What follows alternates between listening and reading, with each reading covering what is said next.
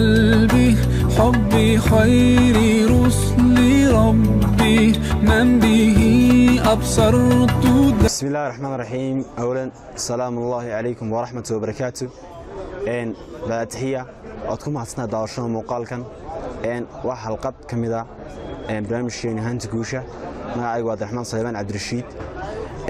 ما طبعا كهل دونا موضوع وحويان بدل فكر كاغا فكر كاغا بدل فكر كانوا waxa uu saameeyaa waxqabadkeena si lamida waxqabadkeenu waxa uu saameeyaa nolosheena iyo mustaqbalkeena aragtida aad ka haysato nolosha iyo nolol ku nool waxay cadeynaysaa waxay ka muuqanaysaa hadalladaada iyo dhaqankaaga ka fikir wanaaga horumarka iyo jacaylka waxaad heli natiijo aad u wanaagsan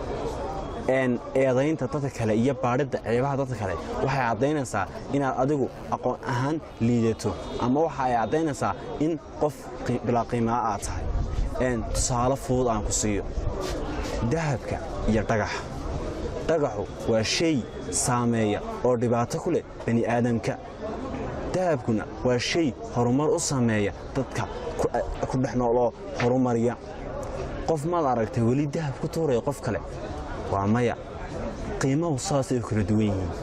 in adigu qiimo isku yeesho oo wanaag ka fikirto waxay cadeynaysaa inaad la qiimataa dahabka in adigu isqiimo disho oo isliido oo dadka dhibaatayso waxay cadeynaysaa dhagaxa waa dhagaxa ayaa wax dhibaateeya qodobka koowaad waxa uu noqon doonaa kordhi aqoontaada iyo maskaxdaada si aad u kobciso aqoontaada iyo maskaxdaadu waxay bedeli doontaa aragtida aad ka haysato noolaha kula nool qodobka labaad ee aad ku bedeli karto fikirkaagu waxa uu noqon doonaa ka dheerow negativity family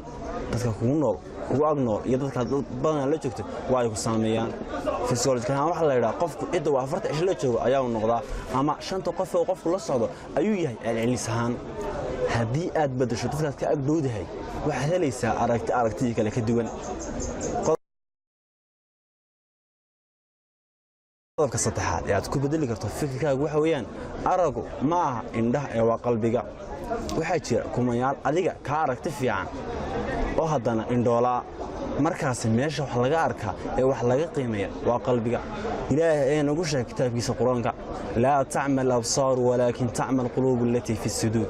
wanaaga horumarka jacaylka iyo nabadda waxa arka dadka wanaagsan dadka guuleystay way arkaan labadaba xumaanta iyo wanaaga laakiin waxay focus saaraan ay buumooniyaan qaybta wanaagsan qofka laakiin qofka fikirka iyo dhaqanka xun waxa uu buumooniyaa qaybta xumaanta iyo boogta markaas adiga ayaa dooranaya mid aad tahay qodobka ugu dambeeya in ku soo gabagabeynayo muhiimadiisana aan dib u dhigtay ayaa haddii adigu aad la kulanto waaba la kulmiyo qof aan wanaagsanayn oo xun soo dhaweey